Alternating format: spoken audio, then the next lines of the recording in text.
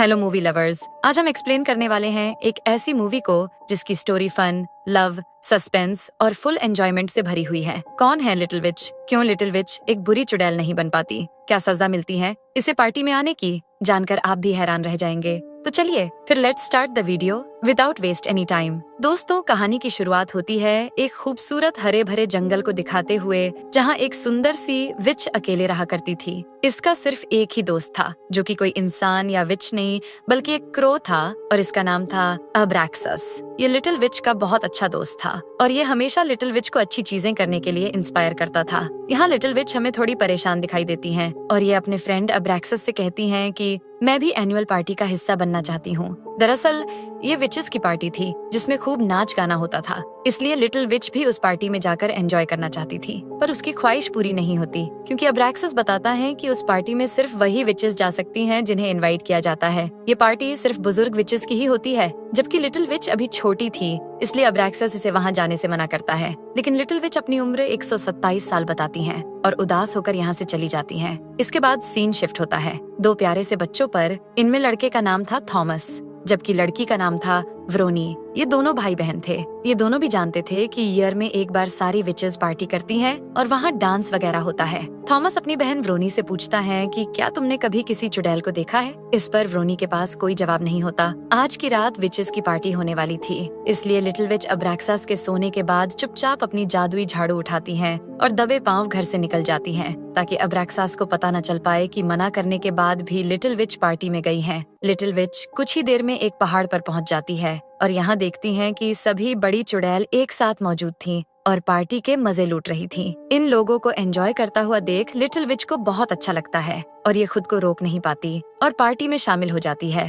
दरअसल लिटिल विच को लग रहा था कि इतनी सारी विचेस के बीच उसे पहचानना नामुमकिन होगा। इसी सोच के साथ वो पार्टी का हिस्सा बन जाती है। लेकिन कुछ ही देर में बहुत पुरानी और बूढ़ी चुड़ैल, जिसका नाम रुमपम्पल था, वो इसे देख लेती है। रुमपम्पल पार्टी को रोक देती है और अपने सभी साथियों को लिटिल विच के चोरी छुपे पार्टी में शामिल होने की बात बताती है और कहती है कि ये छोटी होने के बाद भी हमारी पार्टी में घुस आई है। लिटिल विच जवाब में कहती हैं कि मैं छोटी नहीं हूँ, मेरी एज 127 साल है। ये सुन सभी विचेस हंसने लगती हैं और कहती हैं, अभी तुम बहुत छोटी हो, तभी तो तुम्हारे चेहरे पर हमारी तरह झुर्रियाँ नहीं है और तुम्हारे अंदर से खुशबू भी बहुत अच्छी आ रही है। इसके बाद ये लिटिल विच से पूछती हैं कि क्या तुम नहीं जानती थी कि इस पार्टी में कम उम्र की विच नहीं आती, वो भी स्पेशली बिना इनविटेशन के। लिटिल विच इन सबको समझाने की कोशिश करती है ना और इन्हें बताती है कि मैं भी आप लोगों की तरह एक बड़ी चुड़ैल बनना चाहती हूँ। इसके लिए आप जो मुझे करने को बोलेंगी मैं ठीक वैसा ही करूँगी। लेकिन लिटिल विच की बातों का इन विचेस के ऊपर ज्यादा फर्क नहीं पड़ता। लिटिल विच ने यहाँ आकर बहुत बड़ी गलती कर दी थी, जिसकी अब इसे सजा भी मिलने वाली थी। इसलिए सभी चुड़ैल इसे खतरनाक से खतरनाक सजा देने के बारे में सोच विचार करने लगती हैं और तभी एक हेड चुड़ैल आगे आती है और इसके सामने एक बड़ी सी मंत्रों की किताब रख देती है। ये हेड विच कहती है कि ये एक मंत्रों की किताब है जिसे तुम्हें पूरा याद करना है और नेक्स्ट ईयर इसी दिन पार्टी में तुम्हारा टेस्ट लिया जाएगा। अगर तुमने ये टेस्ट क्लियर कर लिया तो तुम भी पार्टी का हिस्सा बन सकती हो। ये सुन लिटिल विच इस शर्त को कबूल कर लेती है, लेकिन हेड विच की ये कंडीशन बाकी विचेस को कुछ पसंद नहीं आती क्योंकि लिटिल विच को कोई न कोई सजा दी जानी चाहिए थी। इसलिए सभी मिलकर लिटिल विच को पनिश करने के लिए कहती हैं और अलग अलग सजेशंस भी देती हैं। कोई चुड़ैल लिटिल विच के बाल जलाने को कहती है तो कोई मिट्टी में DFN करने को, लेकिन रुमपम्पल लिटिल विच की जादुई झाड़ू छीनने को कहती है और सभी विचेस को ये आइडिया पसंद आ जाता है और ये लोग लिटिल विच से उसकी मैजिकल ब्रूम छीन लेती हैं और इसे आग के हवाले कर देती हैं। अपनी जादुई झाड़ू खोने के बाद लिटिल विच के लिए घर पहुंचना मुश्किल हो जाता है, लेकिन ये 3 दिन का लंबा सफर तय करती हुई पैदल ही अपने घर आ जाती हैं और इस बीच इसे स्पेल वाली बुक भी उठानी पड़ती है, जिससे इसका सफर और मुश्किल हो जाता है। अब्रैक्सस लिटिल विच से थोड़ा नाराज होता है और कहता है कि तुम वहाँ मना करने के बाद भी क्यों गई? लिटिल विच सारी बात बताती हैं और कहती हैं कि वहाँ का माहौल बहुत अच्छा था, सब विचेस पार्टी में खूब मजे कर रही थीं, लेकिन रुमपम्पल ने सब खराब कर दिया और इसकी वजह से मेरी जादुई झाड़ू भी छीन ली गई। लिटिल विच रुमपम्पल से बहुत गुस्सा थी और ये एक पेपर पर एक चेहरा बनाती है और कहती है कि एक दिन मैं रुमपम्पल को ऐसा ही बनाऊंगी और ये कहकर खुश होने लगती है। लिटिल विच अब मंत्रों की किताब खोलकर इसके अंदर लिखे गए मंत्रों को याद करना शुरू कर देती है, पर ये मंत्र बहुत ज्यादा डिफिकल्ट थे, जिन्हें याद करना तो दूर, लिटिल विच के लिए पढ़ना भी मुश्किल हो जाता है और बहुत कोशिश करने के बाद भी ये इन्हें याद नहीं कर पाती और दुखी हो जाती है। एक दिन लिटिल विच जंगल में जाती है, जहाँ इसे कुछ विमेन्स लकड़ियाँ कलेक्ट करती हुई दिखाई देती हैं। लेकिन इन्हें ज्यादा लकड़ियां नहीं मिल पाती, जिससे ये परेशान हो जाती हैं। इनकी प्रॉब्लम को सॉल्व करने के लिए लिटिल विच अपने मैजिक से हवा चला देती है और छोटी छोटी लकड़ियां जमीन पर आ गिरती हैं,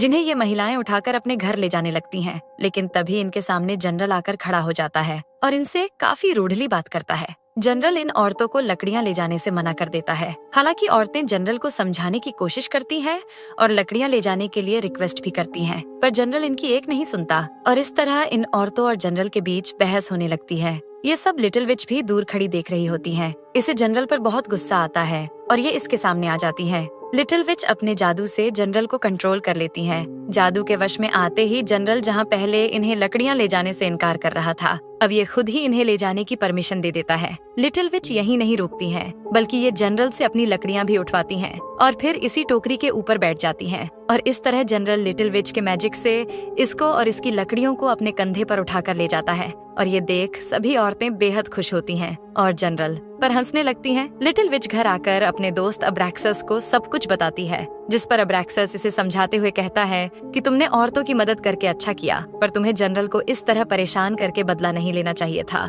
लिटिल विच अपनी जादुई झाड़ू के बिना कहीं आने जाने में काफी दिक्कत महसूस कर रही थी, इसलिए ये एक नई झाड़ू खरीदने का डिसाइड करती हैं और बाजार की तरफ चल देती हैं। यहाँ काफी सारी दुकानें देखने के बाद लिटिल विच को झाड़ू की शॉप मिल जाती है और यहीं उसकी नजर व्रोनी पर पड़ती है, जो कि अपनी माँ से कैंडी दिलाने को कहती हैं, पर उनके पास पैसे नहीं थे, इसलिए वो कैंडी खरीदने से मना कर देती हैं और व्रोनी उदास होकर शांत खड़ी रहती है। ये देख लिटिल विच अपने लिए तो एक झाड़ू खरीदती ही है, साथ ही कुछ कैंडीज भी खरीद लेती हैं और इन्हें अपने मैजिक से विरोनी की पॉकेट में रख देती है। व्रोनी जब अपनी पॉकेट में हाथ डालती है तो इसे कैंडी मिल जाती है, जिसे देख व्रोनी बहुत खुश होती है, लेकिन साथ ही ये कंफ्यूज भी होती है कि आखिर ये कैंडी उसकी पॉकेट में आई कैसे। खैर, इसके बाद हम लिटिल विच को देखते हैं, जो अब भी बाजार में ही घूम रही थी और घूमते घूमते इसकी नजर एक लड़की पर पड़ती है, जो कि पेपर के आर्टिफिशियल फ्लावर बनाकर बेच रही थी, लेकिन कोई भी इन्हें खरीदने के लिए तैयार ही नहीं था, इसलिए ये लड़की काफी ज्यादा परेशान थी। लिटिल विच जब इस लड़की के पास आती है तो ये लड़की इसे बताती है कि कोई भी इन फूलों को लेने के लिए तैयार ही नहीं है। ये देख लिटिल विच अपने मैजिक से इन फूलों को खुशबूदार बनाती है और साथ ही इनकी खूबसूरती भी बढ़ा देती है और ऐसा करते ही फूलों को खरीदने के लिए लोगों की भीड़ जमा हो जाती है और कुछ ही देर में सारे फूल बिक जाते हैं। ये देख ये फूलों वाली लड़की और लिटिल विच दोनों बहुत खुश होती हैं और फिर लिटिल विच अपने घर की तरफ निकल पड़ती है। अब लिटिल विच को झाड़ू भी मिल गई थी। ये इस नॉर्मल झाड़ू को अपने मैजिक से जादुई झाड़ू में चेंज कर देती है और फिर इसी झाड़ू की मदद से इस पर उड़ती हुई अपने घर आ जाती है। इधर हम थॉमस और व्रोनी को जंगल में घूमता हुआ देखते हैं। ये दोनों अपने घर से काफी ज्यादा दूर आ चुके थे और अब इन्हें वापस जाने का रास्ता ध्यान नहीं था, इसलिए ये जंगल में भटकते रहते हैं और तभी इन्हें जंगल में एक घर दिखाई देता है, जो कि लिटिल विच का ही था। इतने में ही इनके सामने लिटिल विच भी आ जाती है और दोनों बच्चे इसे पहचान जाते हैं, क्योंकि इन्होंने लिटिल विच को बाजार में देखा था।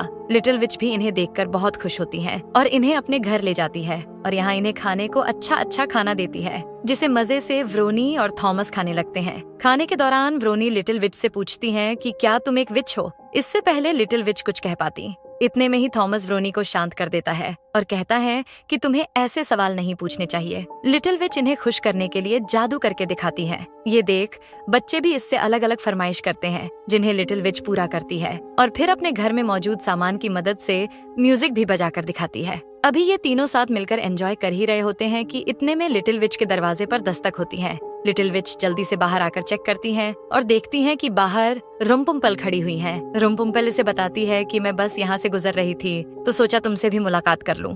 रुम्पुम्पल यहाँ लिटिल विच से उस किताब की पढ़ाई के बारे में पूछती हैं, जिस पर लिटिल विच बताती है कि आज तो मुझे उसे पढ़ने का टाइम ही नहीं मिला, क्योंकि मैं घर की साफ सफाई कर रही थी। लिटिल विच की घबराहट और घर के अंदर का नजारा देख रुम्पुम्पल सब समझ जाती है और कहती है कि आज फ्राइडे है और तुम्हें मैजिक नहीं करना चाहिए था, क्योंकि चुड़ैलों को फ्राइडे को मैजिक करने से मना किया जाता है। इसी बीच रुम्पुम्पल की नजर यहाँ रखी बकेट्स पर पड़ती है, जिन्हें देख ये पूछती हैं कि क्या तुम्हारे घर कोई आया है। इस पर लिटिल विच मना कर देती है, पर तभी थॉमस व्रोनी छींक देते हैं, जिन्हें छुपाने के चक्कर में लिटिल विच भी चीखने का नाटक करती है। पर शातिर रुम्पुम्पल समझ जाती है कि यहाँ कोई तो जरूर छुपा हुआ है। इस बात को रुम्पुम्पल अपनी एक डायरी में लिख लेती है। जैसे ही रुम्पुम्पल यहाँ से जाती है, लिटिल विच दोनों बच्चों को घर जाने को कहती है। बच्चे जब घर जा रहे होते हैं तो रास्ते में इनके सामने रुम्पुम्पल आ जाती है और इनसे पूछताछ करने लगती है और यहाँ खुलासा हो जाता है कि थॉमस और वीरोनी ही लिटिल विच के घर में छुपे हुए थे। इधर अब्रैक्सस लिटिल विच पर थोड़ा गुस्सा करता है और कहता है कि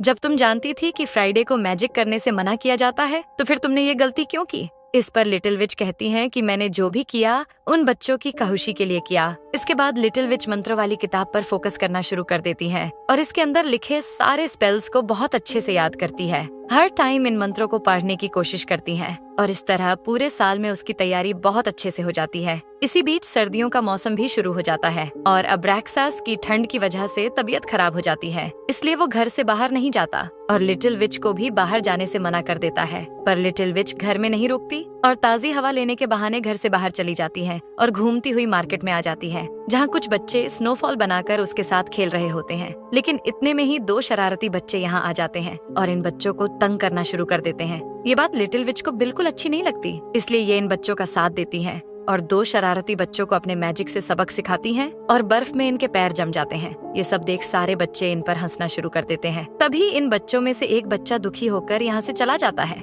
लिटिल विच को इसका उदास चेहरा बिल्कुल अच्छा नहीं लगता, इसलिए ये भी इस बच्चे के पीछे पीछे चलना शुरू कर देती है और कुछ दूर पहुँचने पर इससे पूछती है कि आखिर तुम्हारे साथ हुआ क्या है, तुम इतने परेशान क्यों हो? अगर कोई परेशानी है तो तुम मुझसे शेयर कर सकते हो। ये सारी बात रम्पुम्पल भी छुपकर सुन रही होती है। ये बच्चा बताता है कि मेरे फादर मुझे मारते हैं, उन्हें जुआ खेलने की बुरी लत लग गई है, इसलिए वो जितना भी कमाते हैं उसे जुए में बर्बाद कर देते हैं। इस छोटे बच्चे की परेशानी जानकर लिटिल विच इसका कोई सोल्यूशन ढूंढने का फैसला करती है और इस बच्चे की हेल्प करती हुई रात को इसके साथ उसी जगह पर जाती है जहां इसके फादर जुआ खेला करते थे। आज भी वो यहीं पर जुआ खेल रहे होते हैं। ये देख लिटिल विच इन्हें सबक सिखाने के लिए जादू करना शुरू करती है, जिस वजह से बॉल वुडन फ्लोर से ही बार बार जाकर टकराने लगती है, जिससे ये पूरी जगह टूट फूट जाती है। ये देख इन्हें गुस्से में यहाँ से बाहर निकाल दिया जाता है। इस छोटे बच्चे के फादर के साथ इनके कुछ साथियों को भी धक्के देकर बाहर फेंक दिया जाता है। ये देख बच्चा अपने फादर की मदद करने के लिए उनके पास आता है और यहाँ फादर को रियलाइज होता है कि इन्होंने अपनी फैमिली के साथ कितना गलत किया और बच्चे को भी बिना वजह ही डांटा था।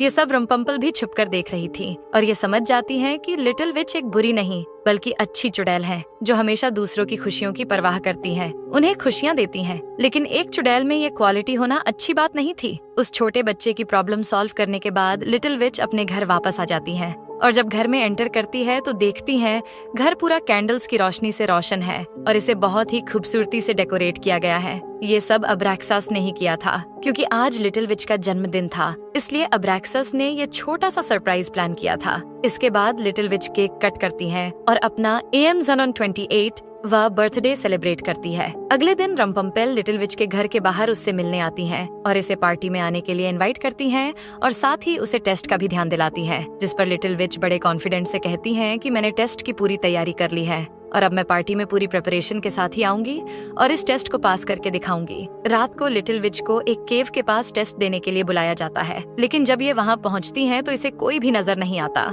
ये देख लिटिल विच आवाज लगाती हुई कहती है कि मैं यहाँ आ चुकी हूँ और इतना कहते ही सारी चुड़ैलें आ जाती हैं और फिर लिटिल विच का टेस्ट शुरू होता है, जिसमें इससे अलग अलग चीजें करने के लिए कहा जाता है। लिटिल विच ने बहुत अच्छे से सारे मंत्र याद कर लिए थे, इसलिए ये तुरंत सारे मैजिक करके दिखाती हैं, जिससे सारी चुड़ैलें बहुत खुश होती हैं। लेकिन रम्पम्पल खुश नजर नहीं आती, बल्कि ये सबको बताती हैं कि ये एक दुष्ट चुड़ैल नहीं है, बल्कि ये लोगों की मदद करती हैं। मैंने साल भर इसकी निगरानी की थी और पता चला कि ये एक अच्छी चुड़ैल है और अभी इसकी उम्र भी ज्यादा नहीं हुई है। ये सब सुन हेडविच थोड़ा नाराज हो जाती है और लिटिल विच से कहती हैं कि ये सब करके तुमने बिल्कुल अच्छा नहीं किया। हम चुड़ैल किसी का कभी भला नहीं करती हैं, हम सिर्फ लोगों को दुख परेशानी देते हैं। इस पर लिटिल विच कहती हैं कि लोगों की मदद करना अच्छी बात है, अगर मैंने ऐसा किया है तो इसमें प्रॉब्लम क्या है? मैं नहीं जानती थी कि हेल्प करना बुरी बात होती है। भलाई करने के कारण लिटिल विच की सारी जादुई शक्तियाँ खत्म होने वाली थीं, लेकिन इन्हें बनाए रखने के लिए रम्पम्पल लिटिल विच के सामने एक शर्त रखती है और कहती हैं कि अगर तुम चाहती हो कि तुम्हारी शक्तियाँ खत्म न हो तो तुम्हें व्रोनी और थॉमस को पत्थर में बदलना होगा। ऐसा करने के बाद ही तुम एक चुड़ैल बन सकती हो। लिटिल विच उन बच्चों के साथ ऐसा नहीं कर सकती थी, इसलिए ये इस शर्त को एक्सेप्ट किए बिना गुस्से में यहाँ से चली जाती है और घर आकर अपना सारा गुस्सा अब्रैक्सस पर उतार देती है, क्योंकि इसी ने शुरू से लिटिल विच को दूसरों का साथ देना सिखाया था और आज यही अच्छाई उसके लिए परेशानी की वजह बन गई थी। इसी गुस्से में ये अब्रैक्सस को भी घर से बाहर निकाल देती है और फिर चुड़ैलों की शर्त मानकर थॉमस के घर चली जाती है और इन दोनों बच्चों को पत्थर में बदलने के लिए मंत्र पढ़ना शुरू कर देती हैं। पर इसके लिए ऐसा करना बहुत मुश्किल था क्योंकि लिटिल विच ने हमेशा दूसरों को खुशी दी थी, इसलिए ये इन्हें कोई नुकसान नहीं पहुंचाती और इन बच्चों से कहती हैं कि मैं कोई भी बुरा काम नहीं कर सकती हूँ। इस पर बच्चे लिटिल विच को समझाते हैं कि बुरा काम ना करना कोई बड़ी परेशानी नहीं है। लिटिल विच इन्हें बताती है कि मेरा जादू आज रात ही काम करेगा, उसके बाद मेरी पावर्स खत्म हो जाएंगी। यहाँ से जाने से पहले लिटिल विच इन बच्चों के पास एक जादुई घेरा बना देती है ताकि कोई दूसरी चुड़ैल आकर इन्हें कोई नुकसान न पहुंचा सके। लेकिन तभी रास्ते में रुम्पम्पल इसके पास आकर कहती हैं, अगर ये बच्चे तुम्हारे हाथ से नहीं मारे गए तो ये मेरा शिकार बनेंगे। लिटिल विच घर आकर इस जादुई बुक को ही खत्म करने का फैसला करती है क्योंकि कोई भी चुड़ैल इसी में लिखे मंत्रों की वजह से ही जादू कर सकती थी। बिना देखे किसी को भी ये मंत्र याद नहीं थे सिवाय लिटिल विच के, इसलिए ये पॉकेट में माचिस रख लेती है, लेकिन वो यही गिर जाती है और लिटिल विच को ये पता नहीं होता और ये पूरी तैयारी कर यहाँ से पार्टी में चली जाती है जहाँ सभी विचेस डांस कर रही थीं। पार्टी में पहुँचने के बाद लिटिल विच जादू करना शुरू कर देती है और एक एक कर सभी की जादुई जादू बोन फायर में आ गिरती है और फिर मंत्रों की वजह से ये सभी मैजिकल बुक्स को भी बुलाकर इसी बोन फायर में डाल देती है। लेकिन जैसे ही माचिस निकालती हैं तो वो नहीं मिलता और स्पेल भी दिमाग से निकलने लगते हैं। मौके का फायदा उठाकर सभी चुड़ैलें इसे घेर लेती हैं, पर तभी लिटिल विच हेड को एक मेंढक में बदल देती है और सब हंसने लगती हैं। पर रुम्पम्पल यहाँ से भाग जाती है। इतने में एब्रेक्सस आकर लिटिल विच को माचिस देता है, जिसके बाद दोनों में दोस्ती हो जाती है और लिटिल विच सभी चुड़ैलों को मेढक में बदल देती है और फिर रुम्पम्पल को भी एक अजीब से जानवर में चेंज कर देती है। माचिस की मदद से लिटिल विच बोन फायर में आग लगाकर सभी बुक्स को खत्म कर देती है और फिर एब्रेक्सस के साथ इस पार्टी को एंजॉय करती हैं और इसे भी मैजिक सिखाना शुरू कर देती हैं। इसी के साथ मूवी की हैप्पी एंडिंग हो जाती है। तो दोस्तों, कैसी लगी आपको ये मूवी? मिलते हैं नेक्स्ट वीडियो में, तब तक के लिए bye bye and take care.